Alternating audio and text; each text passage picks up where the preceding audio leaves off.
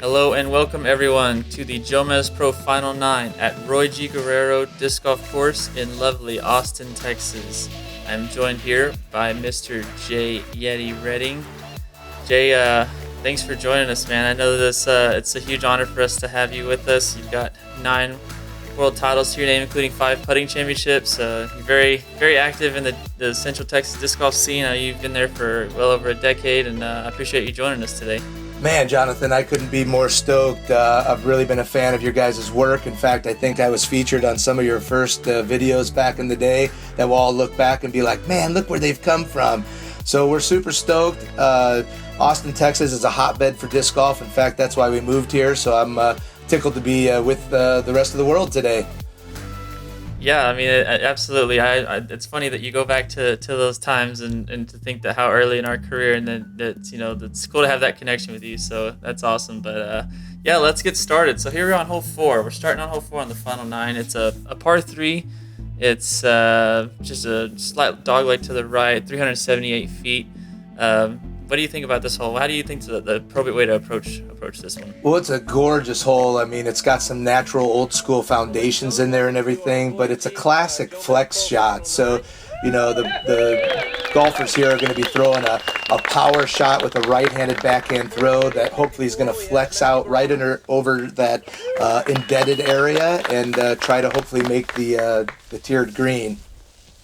Yeah, and first up we've got Matthew Barajas. He's actually our leader after 18 holes with a 54. Yep, and Matt didn't quite get over on that enough, so he's going to find the woods like we thought he may there. Yeah, that's tough. You kind of have to really commit to that and don't let it stall out left like that, or even the early release like he did. It gets you in trouble real quick. Well, 378 is a great distance for these guys because everybody can hit 350 on a very accurate throw. So to get that little extra, you're going to have to turn it over just like Marshall did. He didn't quite have the height, but that little skip's going to give him a nice jump putt at it. Yeah, I mean, that'll get you pretty much right outside the circle, I think, right? Maybe circle's edge if you get it all the way up against that rock face. Yep, with a nice uphill shot. Yeah. So Marshall and Jordan are actually tied at 55. There's the height and the turn. Does he have enough power to get there? He does. Looks like it. Wow, even too much power. He went past it probably about 25, 30 feet. I think he learned from watching the first 2, and that's one of the benefits for going a little farther down the card. Obviously, we all want to lead off and lead the whole thing all the way.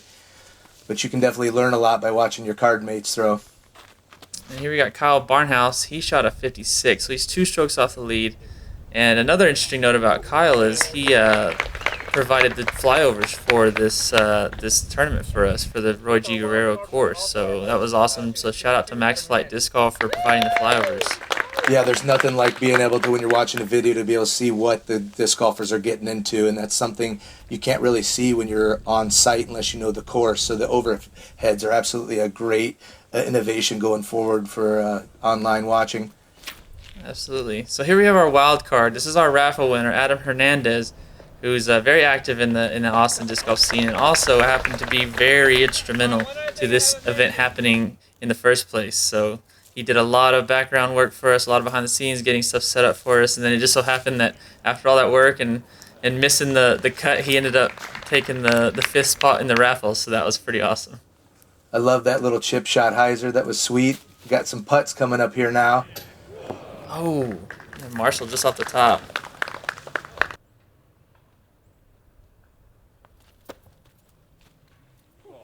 Oh, yeah. So I did speak with Adam earlier, and I know for these jump putts, he usually uses a Yeti Pro Aviar, which he said is missing out of his bag during this video. What? I know. We're going to have to hook him up this weekend when I see him. So here's Kyle for his birdie attempt. Great stroke. Everything looked good from the get-go. I like the confidence right off the bat. Yeah, that's a great way to start.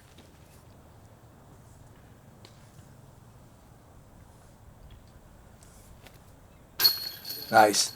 So Adam's actually originally born and raised right here in Austin, so he's our Austin original on the card.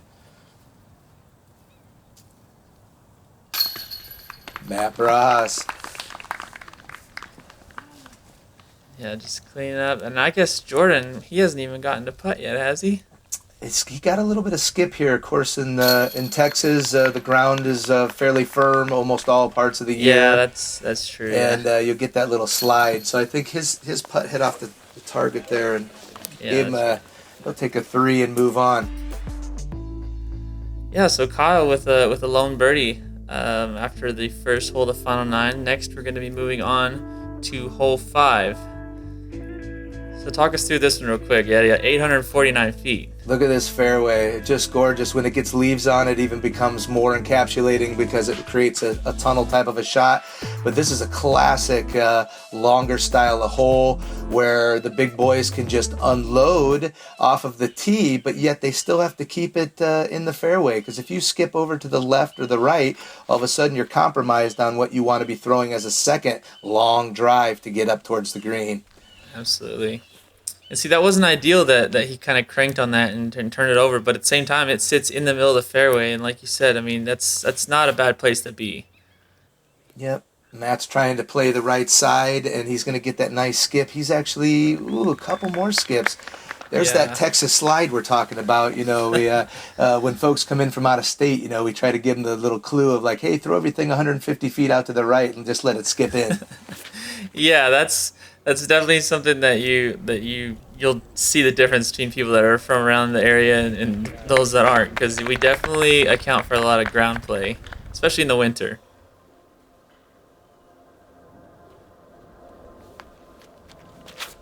Jordan's originally from Houston and he lives in San Antonio now. He had a really nice flight right there. He's looking in great shape right there with a nice flex shot. Yeah, that's a great spot. He's throwing a Grand Slam destroyer on that shot with the pink. Yeah, I have one exactly. I have an identical pink Grand Slam destroyer, and it's definitely a go-to in my bag for slightly overstable on the destroyer. And the roller ended up in the middle of the fairway, but you know, that was kind of a risk reward. The potential was great, and he's going to repeat it here. Let's see if he can catch an edge just right. Looks like he's going to find some more shul over there, and that is a tough place to be on this hole. He's going to be better off just pitching out to the fairway where he can get up and down. Yeah, and I do remember Adam did mention, he said, so when you watch the video and people are going to start giving me crap about throwing those rollers, he's like, you got to let them know that I was missing one of my go-to discs out of my bag. So I guess it was similar to the putter situation. Yeah, so I guess it's safe to say Adam did not have his full A squad with him during this feature match. What a terrible time to be missing discs out of your bag. That looks to be a great shot. It's getting a little air bounce in there, but that's going to come out just right. Yep. A 3 on this hole is spectacular. You want to be, definitely playing for no more than a 4. But the 5 can come easy if you get off the fairway and you have some tough lines like this. Yeah, I mean, like you said, he just got a little bit too far left, and that makes it to where it's just a little trickier. Yep, and Adam looked like he was trying to get straight back to the fairway and caught himself some tree. All right, we got up and over for Matthew. He's got the power to pull these shots off all day, but it's a tricky landing zone. I think he got hung out on the right. It definitely looked good for the first half of the flight, and then it just kind of dropped into those trees. There we go. That's what you're looking for right there. That's playing the hole exactly how it was designed.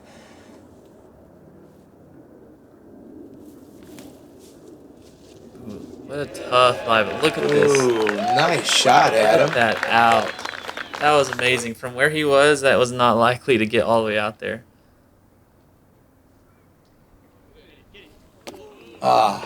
We love Marshall. Marshall actually played disc golf for his first 10 years with just one single disc. No way. Yeah, he's kind of what we consider a soul golfer. He's into live music. He loves life. He loves to have a good time. And as soon as he found that there were actually other discs to be used, his game's come alive. And he's really a solid player here in Central Texas and represents the state anywhere he goes. Good cleanup, awesome. Adam. Way to get out of there. And you want to put that hole behind you. You can't bring it to the next tee because there's lots more golf to be played. Absolutely. So Matt's a cool story too. He actually goes to Texas State University. He's on the Bobcats disc golf team, which I'm proud to say that I am the official coach for. So I've helped Matt a little bit through his game, but he's done most of the work himself by studying today's top players and a lot of great videos from Jomez Productions, I might add.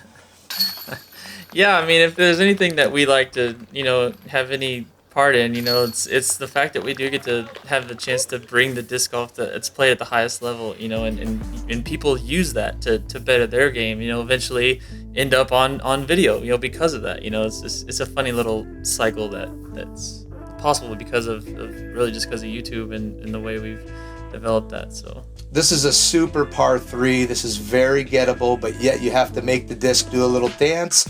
There's a tricky green at the end. It's kind of tiered down below, and of course with that right to left skip, anything can happen.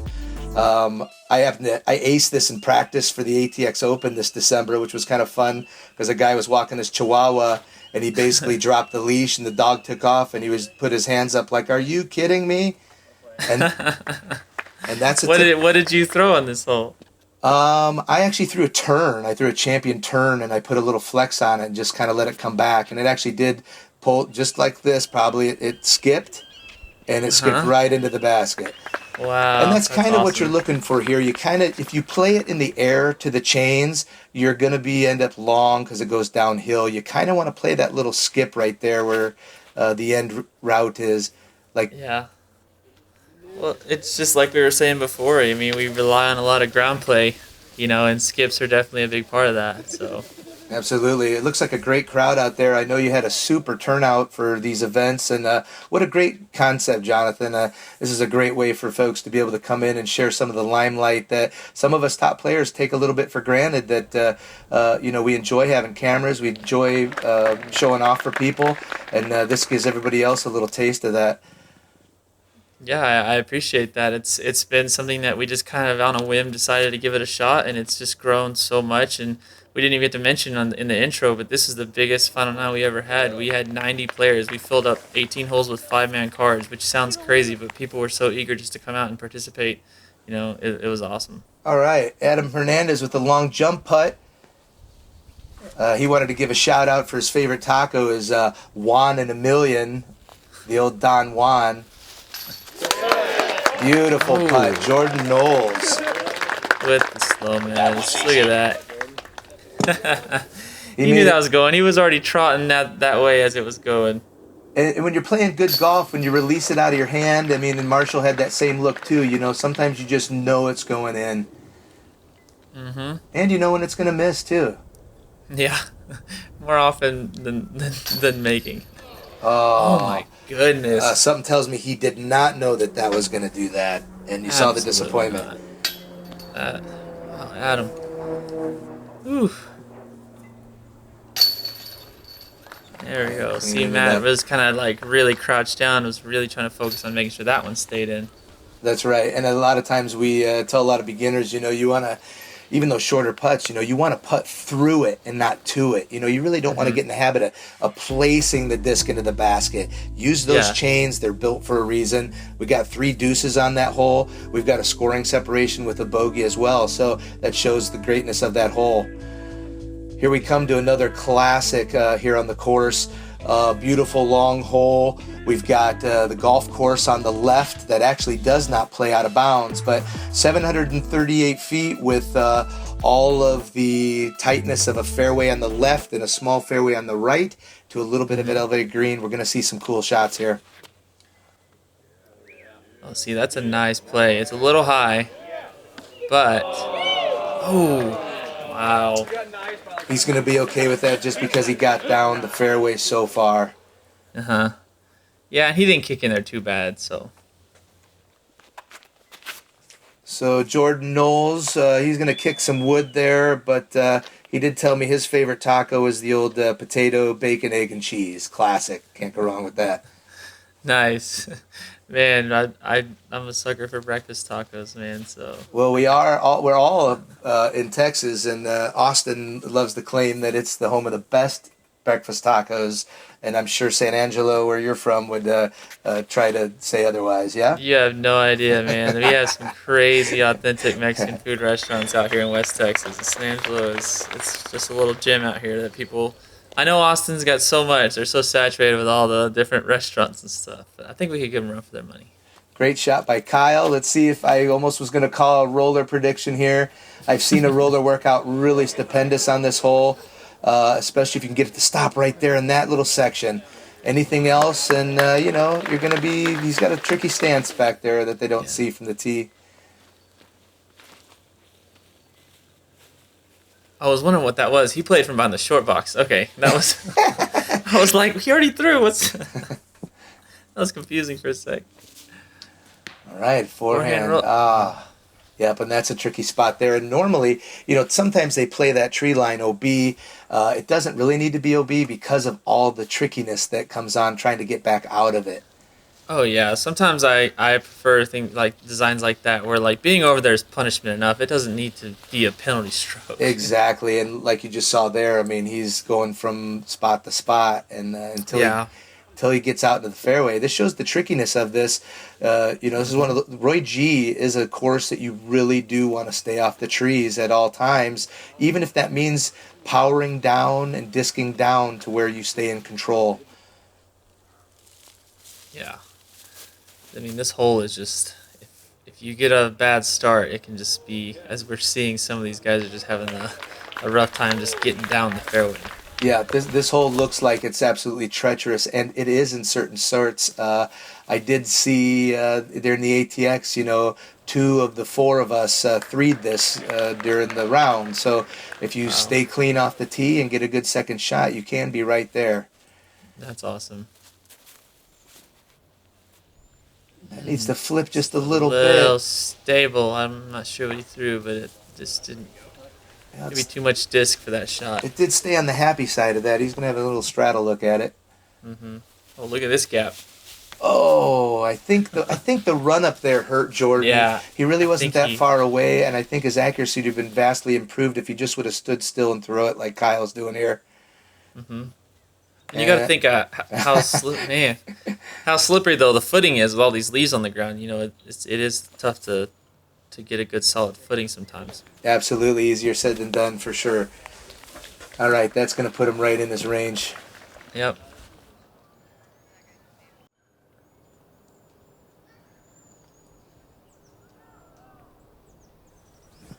All right. Man. Yep. Hole 7 is treating everybody to a little love of Roy G. This is it. There we go. Trees or no trees. Interesting little baby flick there. He had tons of options, but he felt comfortable with that. I remember being there behind the basket and thinking, what?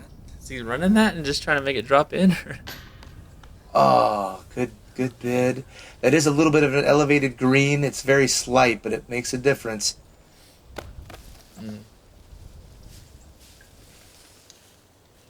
All right, clean it up for us, Adam. Yeah. Attaboy. Adam runs a toy drive for the last 6 years. Again, does a lot of stuff he is the president of the Southside Hazard Disc Golf Club. Yep. We're just very thankful for him, and I know there was so many people instrumental, but I mean, I'm telling you from day one, Adam, whenever I kind of ran the idea by him, you know, he was just like, what can I do? You know, he was responsible for getting the guys. He bought the food for the barbecue pit. He had his buddies come out and cook for us out there, you know, and just so many different things that he was helping to organize. And he ran the long drive competition during the lunch break, and it was just awesome. He's definitely... Oh, boy, that looks like a poker hand right there. And let's see. I didn't miss this total scores there, but it looks like we got a pretty good match going on. Yeah, I think that kind of shook it up a little bit. Sure did. All right, hole 13. This is one of those classic holes where, again, the fairway is your friend. You can definitely get up and down on this one. You got to make the disc do a little work.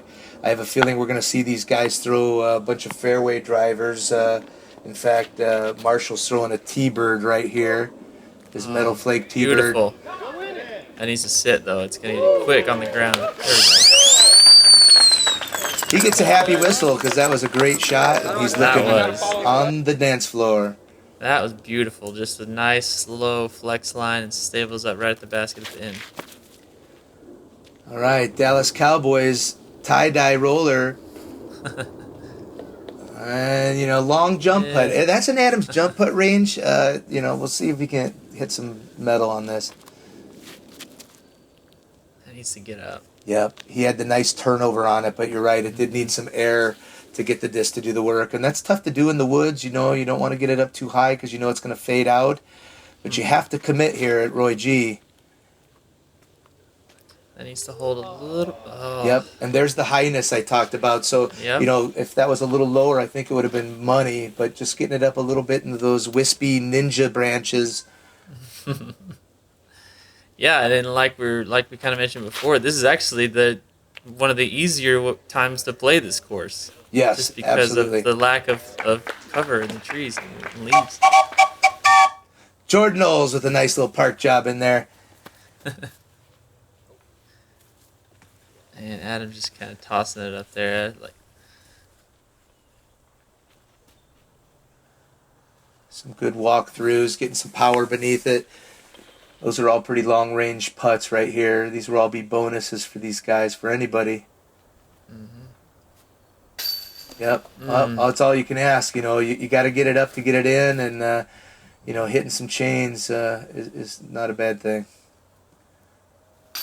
Hey, all right. There's a birdie. Good job, Jordan. Jordan's putting with a P2 from Discmania. Yeah, it just looks so comfortable today, Yes, and Marshall putting some Yeti Pro AVRs. Attaboy.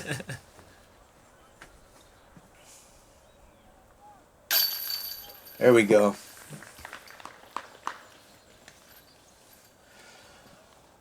So Roy G was designed in 2012 by Michael Olse, who studied under the great John Houck, one of the world's top course designers. And Michael Olse and I actually won an open doubles world championship together. And so I was really excited to see what he had to do with a beautiful park and palette the size of Roy G. And he's really done a tremendous job with this course. It's definitely the gem of Austin.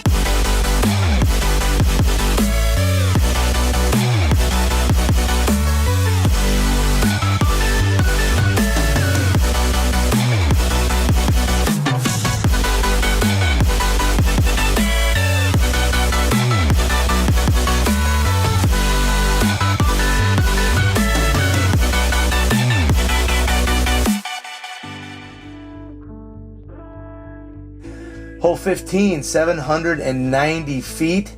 You can see a theme here, right, everybody? I mean, we've got tubes, we've got tunnels, and this hole has, again, some landing zones, and it's got a couple spots, as you can see towards the green here. It gets very tree-oriented, so the farther you can bite off, risk-reward here, you might see rollers from several players, because that's the way to kind of penetrate the landing zone and get farther down.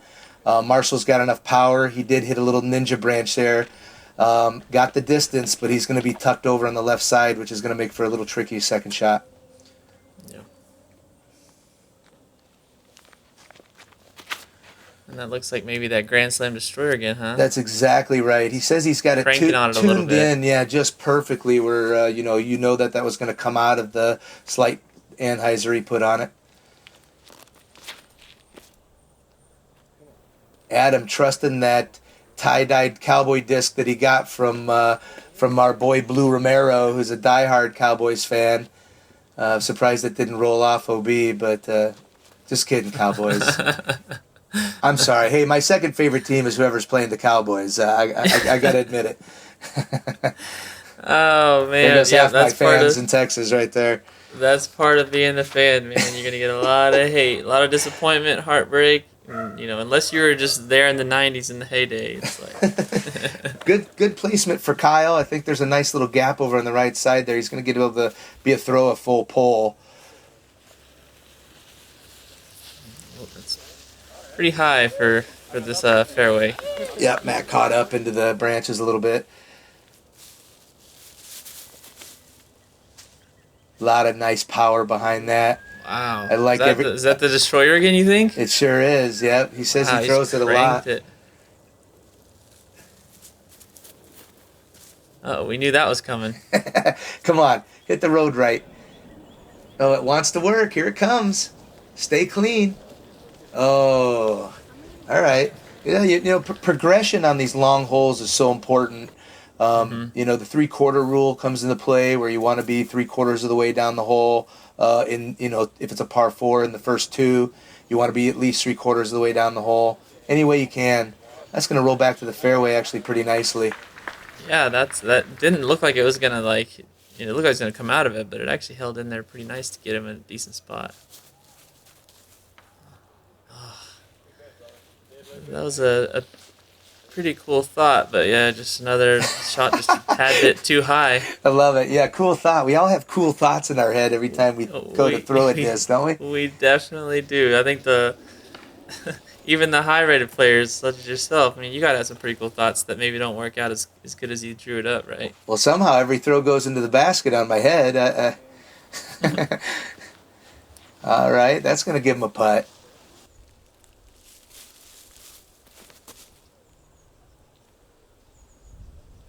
Yep, nestling right in there. Mm-hmm.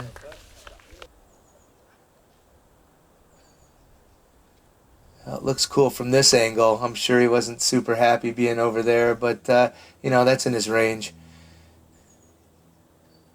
I love all these finesse forehands that are coming out, that was really nice. I was going to say the same thing. It's so smooth. Ever since the top players really started grabbing on, Coling and Wasaki and some of these guys with Sarah Holcomb with these forehands, it's really brought that shot into vogue, which I think is wonderful because it gives all these players so many more weapons.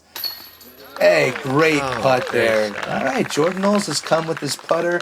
That P2 is working for him. Some good disc. Now, he's an amateur. He is looking to turn pro here sometime in 2018, so we'll be looking forward to seeing him out there soon. Just a hair high. I like the extension, though. Little tree in the way. Marshall, you got this. Oh, wow. Very... That was the truck backing up because you didn't even hit the chains, brother.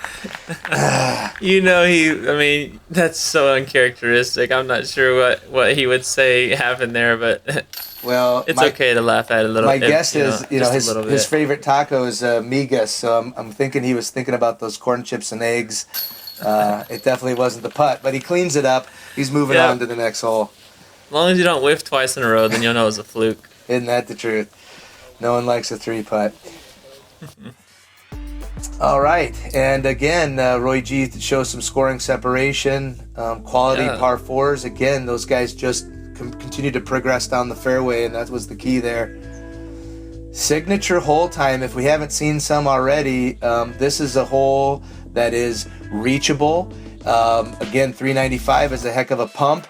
But as you come to this green, you're going to see why Roy G. Guerrero Park is so special. There's the gorgeous Austin city limits skyline. And it's just a super hole after you've been in the woods the whole time. You get a little breath of the city. Exactly. That's a great way to describe it. I tell the people about this hole every time I talk about this course. I think you got to see hole 17. Wow. Jordan, impressive power. I think it's time to turn pro right now, bro. And with the FollowFlight, we might need to see if he's in the contending, for taking the Grand Slam Destroyer away from Paul McBeth. He's just making that thing look good. No doubt. That is the perfect way to throw this hole. I love that you guys showed the flight line, the height. You need to get the height on this to get that 395. Not too many people have low power 395. Mm-hmm. Fairway, never bad on this hole. A little bit much on the sidearm flick. Yep, the 2's hard to get here. You definitely want to get a 3, but you get one of those kicks, man, and the 4 comes out to play. Yep. Man. Forehand's a tricky shot on this. That left side, you can see these trees up here to the right. Those come into play on that forehand, where the skinnier, riskier route on the right plays really good for backhanded throwers that have this kind of power and throw this type of discs right here. That's his That's his Mint Alpha. It's a red Mint Alpha. Mint Discs is right here out of Austin, Texas. Zach Jansen, we got Taco, we got the Bearded Brothers involved in that. It's so cool to have a disc manufacturer based right here out of ATX, and they're really making some quality feeling plastic. I'm proud of those guys. Yeah, I actually was able to get my hands on an Alpha in Junction at the Sizzler, I believe it was in this 2017, and I was actually having a lot of fun with it out there, kind of doing some field work, just giving it a shot. I was impressed. All right, there's that. That's that. See, definitely. If you want to see another great upshot, watch that a couple times, because that's one of those shots where you let the disc do the work, and you don't let the glide get overly controlled on it. You want it to hit and scoot right there to the pin. Great upshot. All right, Kyle Barnhouse here. How about it? Make a calendar out of that. Attaboy. Well, no big city. I love it. I love that view with the Ladybird Lake in the background and the skyline back there. It's just there's nothing like it. And the park is under a little controversy right now because Austin is one of the final cities in the running for Major League Soccer. The Columbus Crew, which I know Ohio and Columbus doesn't want to get rid of anytime soon. They're looking for a new home. Austin would be a great place for it. However, they want to put it in parklands, and this is not the park for it. Out of all the big cities around in the United States right now, those cities are backtracking, trying to recapture their wild lands. And this park right here encapsulates some of the most pristine wilderness this close to a major metropolitan area. So we're fighting hard to keep them off. It's not that we don't like soccer. We love it. We want the team to come to the city, but there's other places. Stay out of Roy G. You hear that, City Council? Yeah, maybe this video will get some people with a little bit of influence and help out in that cause. Hey, you guys from out of state can write and talk about it too, so help us out. Signature final hole here. This is hole 18, and just when you thought you might take it easy after 17, you get this one thrown at you. Totally get to open up off the tee. Great chance for a little bonus birdie 3 in here that's very reachable for most pro level players. You got to keep it out of the trees though. Yeah, this is the final hole obviously on the course, but we are finishing on hole 1 just to make our way back. So so there's still a chance here. We got 4 players at 6, 7, 8, and 9. So it's still pretty tight. With 2 holes to go. Absolutely. With 18 and 1 in the mix still, this is anybody's game on this card.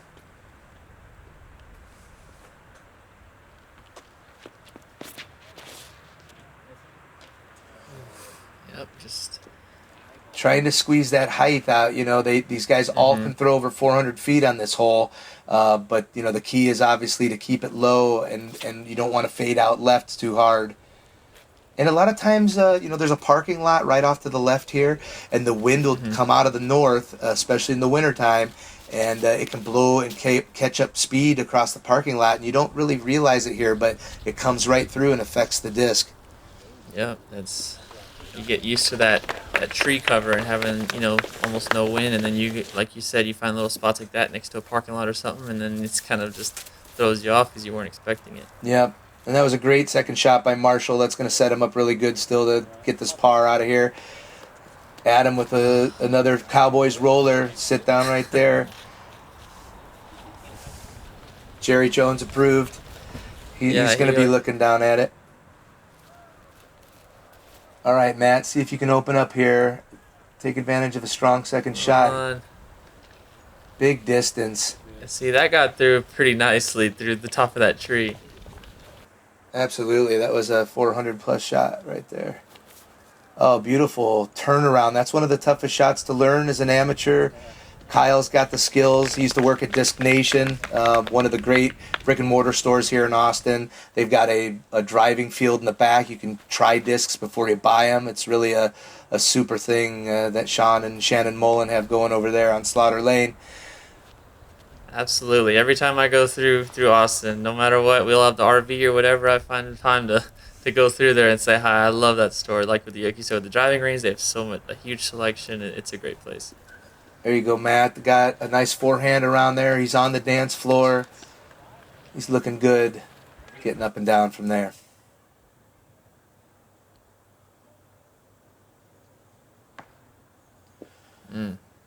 That was his M3 throwing in there. Caught a little bit of wood. All right.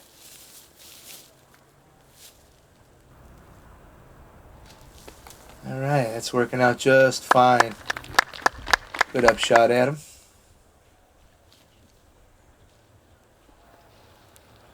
There we go, snuck past that tree. Nicely done.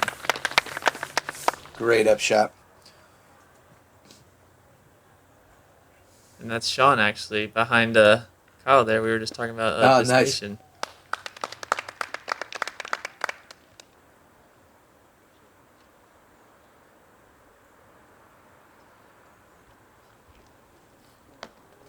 All right, these guys are all dialing it in there, trying to get some metal. You know, this would be a bonus stroke here if they could knock in a long putt from this range. Otherwise, they're probably all going to just kind of drop in and move on. Marshall really wanted that one there. That would have been helpful. I think it was just a bit of an awkward stance. Probably less than ideal.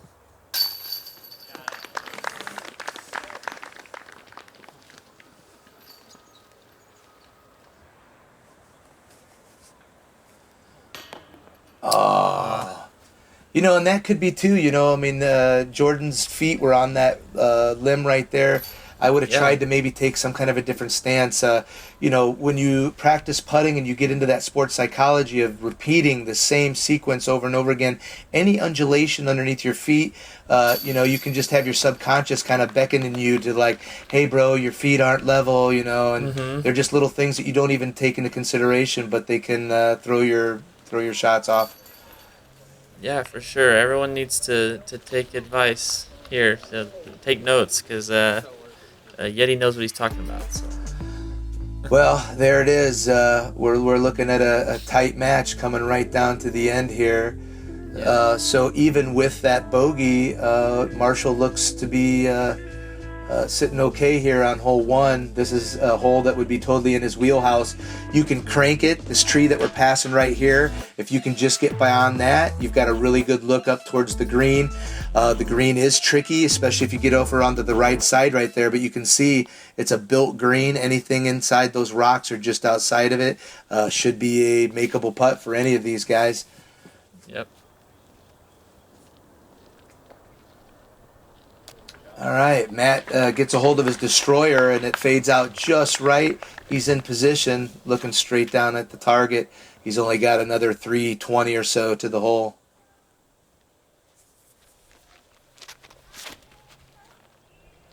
Beautiful. I love Kyle's got really good technique. You know, he's a pure form thrower.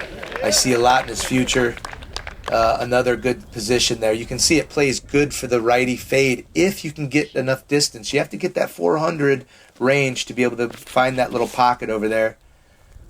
See, Marshall just needs something clean. He's got a stroke to play with, you know, as far as his lead. See, and that's not ideal to be there kind of early and left.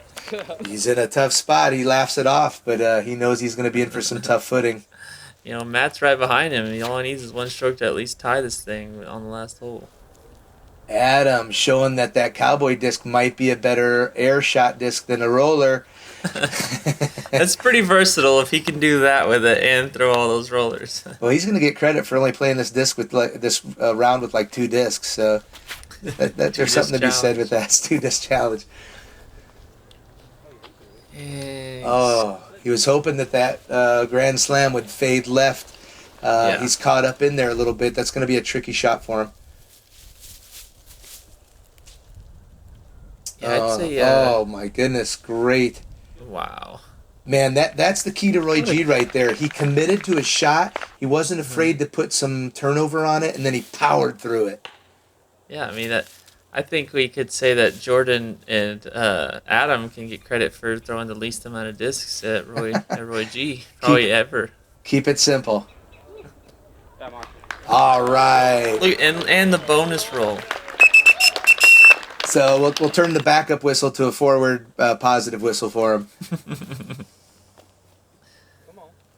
Adam needs that to check up a little sooner than that, but not a bad kick.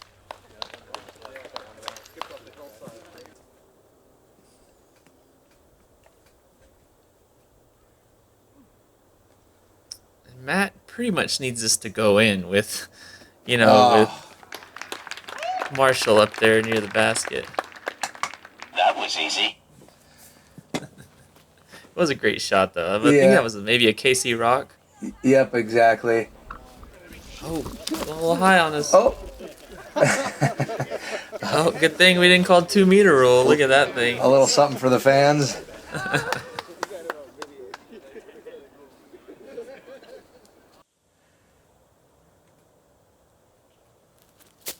How about a big one to end with? Attaboy. We'll get you a Yeti here before too long, Adam. You'll be back in action. Yeah. And Jordan. I thought I was counting that in. He's been putting so solid this round. And the stroke looked pretty good, just a hair off to the right. Here it is for the win.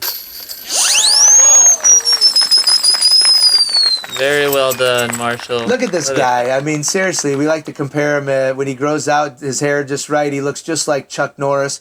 In fact, around here, we call him Huck Norris now. That's awesome. That's a great nickname. That should definitely, he should get like a big old tattoo of that on across his back or something. I mean, you would never not want to be called that. That's exactly right. And him and his girlfriend Shannon are going to make it out and about on the road a little bit this year. So we're super excited to see what Marshall can do representing the great Lone Star State of Texas.